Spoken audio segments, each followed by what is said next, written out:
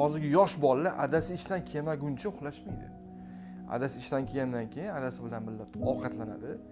Keyin telefon o'ynaydi adasi bilan birga. Shu qarabsizki soat 11, 12, 1-2 bo'lib ketadi, bola uxlamaydi. Nima oqibatlarga olib keladi buni oqibati? Kichkina bolani o'sishi orqada qoladi. Bola uyquda o'sadi. Uyqudagi gormon, ya'ni o'sha melatonin gormoni kechasi soat 10 dan 3 gacha eng aktiv pik payti bo'ladi. Mana shu davrda bola ko'zini ochib telefonda yoki boshqa narsa bilan otasi ishdan kelgandan keyin otasi bilan o'ynab o'tkazib yuboradi. Qarabsizki, bolangiz tengqurlaridan bo'yni o'sishni orqada qolyapti, nimjon bo'lib o'syapti, tez kasal bo'lyapti, pediatrga yugurgansiz, gastroenterologga yugurgansiz, ovqat hazm qilmayapti, go'sht yemayapti bolam, xullas topganingizni aptekaga, diagnostika markaziga tashlab yuribsiz.